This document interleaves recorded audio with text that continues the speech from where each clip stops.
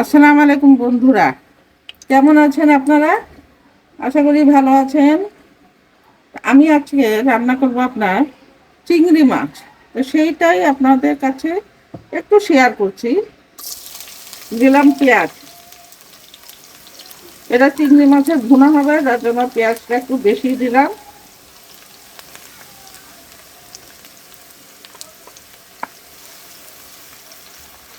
পেঁয়াজটা একটু নাড়াচাড়া করে নিই। বন্ধুরা, এখন আমি একটু লবণ দিয়ে দিচ্ছি যাতে পেঁয়াজটা নরম হয়। পরে আবার লবণ আমি চেক করে দিব।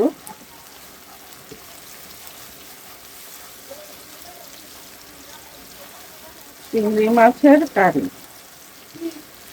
খেতে লাগে মজা। অবশ্য চিংড়ি মাছ দিয়ে মালাইকারিও করা যায়। আমি বোধহয় একটা মালাইকারির ভিডিও দিয়েছি চিংড়ি মাছের। তা আজকে আপনার চিংড়ি মাছটা ভুনা করবো আমি আমাদের বাসায় খাওয়ার জন্য। সেই রান্নাটাই আপনাদের সাথে শেয়ার করছি।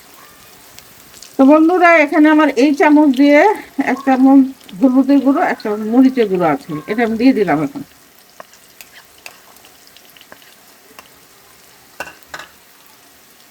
আর একটু দিচ্ছি আপনার রসুন পেস্ট। তারপরে দিচ্ছি হলো পেস্ট আদা রসুন।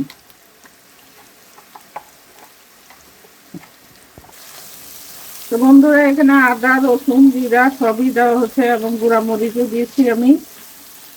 এখন লবণও দিয়ে দিয়েছি, সব দিয়ে দিয়েছি। এখন আমি এখানে একটু পানি অ্যাড করব। আমি রান্না করি যেটাই করি আমার মতো করি, আমি কারোটা ফলোও করি না, কারো দেখি না। বিসমিল্লাহ, একটু পানি দিয়ে দিলাম মশলাটা কষার জন্য। বন্ধুরা, আমার মশলাটা কষানো হয়ে গেছে আপনার। এই যে দেখুন, তেল ছেড়ে দিয়েছে মশলা থেকে আপনার। এখন আমি চিংড়ি মাছটা দেবো। আমি চিংড়ি মাছটা ভাজিনি, কারণ ভেজে আবার রান্না করতে গেলে চিংড়ি মাছটা শক্ত হয়ে যায়, যার জন্য আমি আর ভাজলাম না। এখন আমি চিংড়ি মাছগুলো দিয়ে দিচ্ছি এখানে।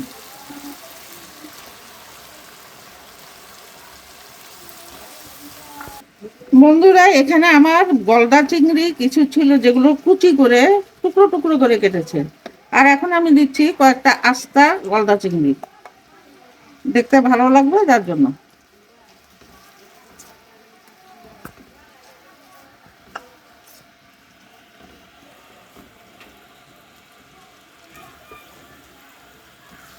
এখন দিব আপনার, এখন দিয়ে দিচ্ছি আপনার এখানে পেঁয়াজের যে আপনার ফুল আছে, পেঁয়াজ কলি আর কি, ফুল, সেটা কুচি করে কেটে রেখেছিলাম, সেটা দিচ্ছি। আর দিচ্ছি হলো আপনার টমেটো, কিছুটা আমি কিউব করে কেটে নিয়েছি, সেই টমেটোগুলো দিয়ে দিলাম। দুটো টমেটো কিউব করে কেটে নিয়েছি, সেটা দিয়ে দিলাম। দিয়ে এখন একটু কাঁচামরিচ দিয়ে দিব। আমরা একটু ঝালটা কম খাই। আর এখানে আমি ইন্ডিয়া থেকে এনেছিলাম কাশ্মীরি লঙ্কা, সেটা দিয়েছি একটুখানি, জাস্ট কালারটা হওয়ার জন্য। আর ঝালের জন্য কাঁচামরিচ দিলাম। এখন এটা কষিয়ে আমি একটু পানি দিয়ে ঢেকে দেব, পরে নামিয়ে ফেলবো। ততক্ষণ আপনারা আমার সাথে থাকুন, ফিরে আসছি আমি কিছুক্ষণ পর। বন্ধুরা দেখুন, আমি এখানে কুসুম গরম পানি, মানে মোট 3 কাপ এখানে দিয়েছি কুসুম গরম। 3 কাপ দিয়েছি। এখন আমি আর একটু লবণ দিয়ে দেই, কারণ এখানে আমার পেঁয়াজ কলি গেছে আপনার সাথে, যদি লবণটা কম হয় এই জন্য আর একটু এতটুকু লবণ দিলাম। দিয়ে এখন আমি এটা ঢাকা দিয়ে রেখে দেব কিছুক্ষণের জন্য। যখন সেদ্ধ হয়ে আসবে তখন আমি এটা নামিয়ে নেব। আপাতত আমি এই যে ঢেকে দিলাম। দেখুন বন্ধুরা, আমার চিংড়ি মাছটা প্রায় হয়ে গেছে। আমি এখন নামিয়ে নিচ্ছি, রান্না প্রায় শেষ, নামিয়ে ফেলবো এখন। এই দেখুন বন্ধুরা, কি সুন্দর আমার চিংড়ি ভুনা হয়ে গেছে আপনার। একটু ঝোল রেখেছি যেন ভাতটা মেখে খাওয়া যায়। একবারে শুকনো হলে ভালো লাগে না, যার জন্য আমি একটু ঝোল রেখেছি। তো চিংড়ি মাছ খেতে সবারই ভালো লাগে, তবে আপনার বড় চিংড়িতে কোলেস্টেরল বেশি। আমরা মাঝে মাঝে খাই, সব সময় খাই না। কুচা চিংড়িটা ভর্তা করে খাই। তো ঠিক আছে, আজকের মতো আপনাদের কাছে আমি বিদায় নিচ্ছি। তবে বিদায় নেওয়ার আগে একটা কথা বলি, আপনারা কেউ কমেন্ট করেন না, আমি দেখেছি। শুধু লাইক দেন কয়েকজন, সেটাও দেখেছি আমি। কারণ আমার ঘরে আরেকটা মোবাইল আছে আমার মেয়েটার, সেখান থেকে আমি দেখি।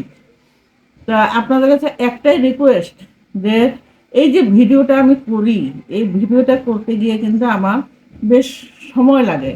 ধরেন ঘরের যেগুলো কাজ আছে সেগুলো বাদ দিয়ে আমি এই ভিডিওটা করি। কষ্টও লাগে, পরিশ্রমও লাগে। সংসারে কাজ বাদ দিয়ে একটা ভিডিও করতে গেলে অনেক সময় লাগে। তো সেক্ষেত্রে আপনারা যদি কমেন্ট করেন, ভালো হোক মন্দ হোক যেটাই হোক, সেটা তো মানুষ কমেন্ট করে বলে। কমেন্ট করলে ভালো লাগে, আর কমেন্ট না করলে কোনো উৎসাহ লাগে না। আমার হাজব্যান্ড আমাকে বলে যে তুমি যে ভিডিও করো, কেউ কি কমেন্ট করে? আমি কি জানি, জানি না, তবে লাইক দেখো, লাইক দিলে হবে, কমেন্ট করতে হবে। তো ঠিক আছে। আর একটা কথা কি জানেন, যে ভালো না লাগলেও সমস্যা নাই, ভালো লাগুক আর না লাগুক, দেখতে দেখতে ভালো লাগা ভালোবাসা হয়ে যায় এমনি এমনি। আমার চ্যানেলের সাথে আপনাদের সবারই ভালোবাসা একদিন হয়ে যাবে দেখতে দেখতে। তো সবার কাছে বিদায় বিদায় নিচ্ছি। অনেক কথা বলে ফেললাম, কিছু মনে করবেন না কেউ।